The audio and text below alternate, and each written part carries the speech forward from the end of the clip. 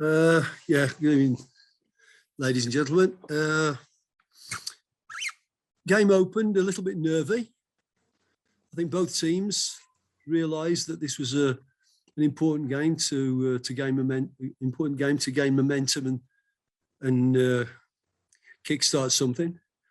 And I think both teams were a little bit edgy. We played okay. We made a few tactical mistakes, but I thought we started to play better and better, and the goal came. It was a good goal, and it calmed us a little bit. And I think we were more in command after that. Our movement at times around the box was excellent. The goals came. We put a couple of defensive things right at half time. We pressed very well from the front, and we dropped into a lower block when we should have done, and defended our goals well in the second half. And I think if we'd have been sharper and not over elaborated, if we'd have been sharper and more clinical in the second half, there may have been more goals for us. But very, very pleased with the result. Pleased with the character that the players have shown. Especially pleased for Keegan Dolly, because I think he was outstanding tonight. His pressing of the ball, his 1v1 play with the ball, without the ball, his hard work and endeavour, and also scoring the goals. Very pleased for him. And yeah, a good 3 points, and nice to give the chairman 3 points on his birthday. Good evening, sirs and colleagues. Stuart, can I ask you, did you have to do a lot of work on Dolly in terms of form, fitness? Because to be quite frank, he was fat when we first saw him for that Sundowns game. I mean, he looked really horrible. Was there a special game, or was it just a sort of natural thing that happens after sort of 8 weeks of intense training? He's worked hard. I can't take the responsibility. I think from the coach comes inspiration, from the player comes motivation. And if you give him a plan and he sticks to it, then we had to because he hadn't played for so long. And I'm sure you understand, Mark, that when you're out of the team and you're not a part of the setup and you're not playing, and you lose your motivation, maybe you lose a little bit of that drive that keeps you in top shape. So by the time he came to us, yes, he was a few kilos overweight, and we needed to work on that. And I didn't want to shove him in, because the touch doesn't go, the vision doesn't go, the left foot doesn't go. So you're tempted to throw him in, but we've matched him pretty carefully up to where he is today. And I think today he's in good shape and he's enjoying football. Yes, coach, congratulations. Thank you. For someone like Kambule, who's being looking for his important goal, how big is this goal for him? Well, I think more important for Laz is the fact that he's had a very good week's training. I don't think Laz is the same type of striker, excuse me, as a Bernard Parker, as a Karma Biliat. He's not the same. He's one that's going to work in behind back fours, and we've got to get to know him and do that and use him to do that. So it's important for him to start to time his movements and know when to go and link with the players. And I think we've got to know that as well. So he's had a very good week's training. I said to him before the game that you're going to go on tonight at some stage, and you're going to go on confident because you had a very good week's training. And he went on and he was confident. And the goal, quite rightly, should be a big thing for him, because he can draw a line in the sand, and from now he can kick on. So we'll see where that leads, Nathan. Good evening, coach. Congratulations on the Thanks, result. Thank you. Just on not having a main striker and having now to have the false number 9s, and I was looking at the runs that Kama or even Keegan makes around that.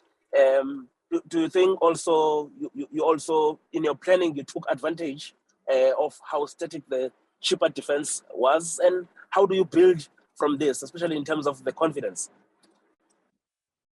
Yeah, well, I mean, you're quite right. When we don't have Leo, when we don't have Samir, that classic 9 is not available to us.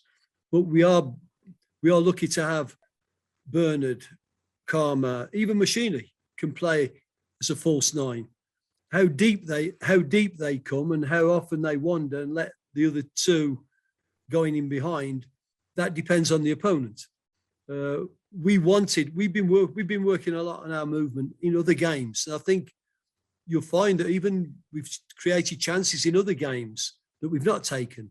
So tonight we create the chances and the confidence goes up, and when we score them and it kicks off from there. And our opponents, obviously their heads go a little bit down, and they've got to come out and have a go at us.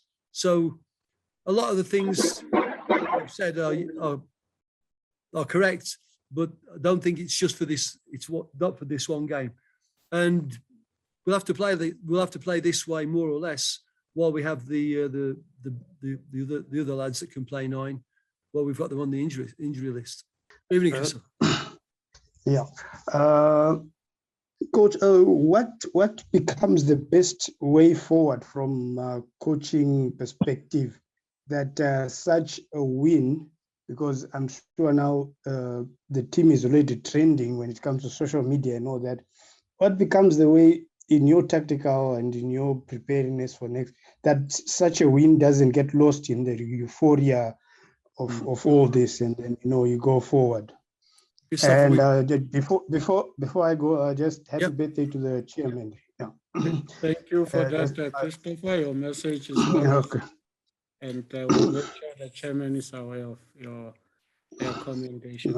Thanks, Christopher. No, you're very correct that when the team, we feel that we've been playing better than our results have given us, but we have not been clinical in front of the goal, and we have given up easy chances at the wrong time. So we've had to chase the games. So tonight, and we've been working on our attacking play, and we've been working on our defending and our pressing shape, and when it comes together and you win 4-0, you're right. You can forget what we actually said. We said, stay focused on your performance. Don't focus on people that want to bring you down, or people that want to complain, or people that demand things from you. And it's the same now.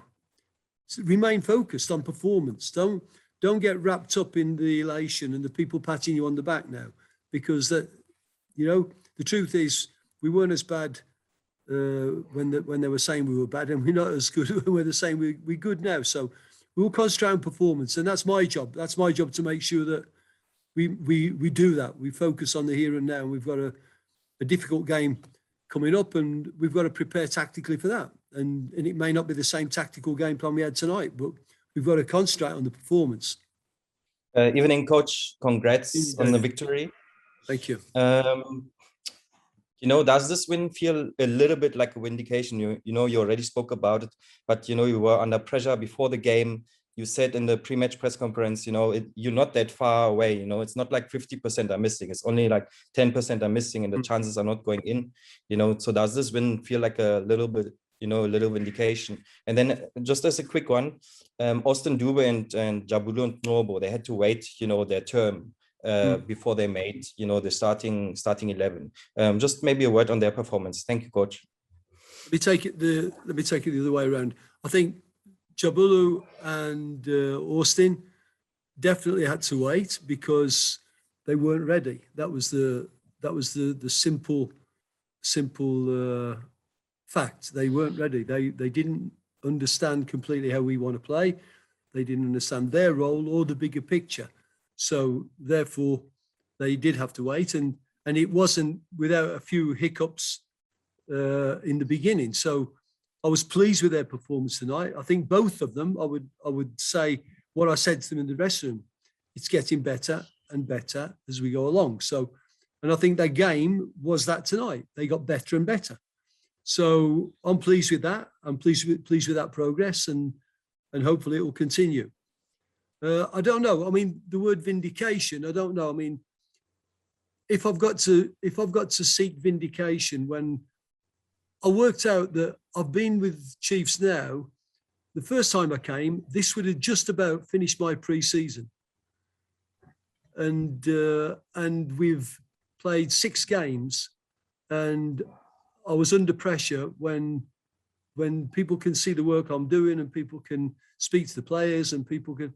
I don't think the vindication comes from maybe of the tsunami on social media. That's maybe what the tide may turn a little bit back the opposite way. But we have to live with that, David. As coaches, we have to live with that continually. That will change backwards and forwards. So if I put myself under that much pressure that I've got to seek vindication, then I think I'm wrong, not the people. The people have got their opinions, and that's great. They're entitled to that. I'm the one that's wrong if I feel I've got to seek vindication.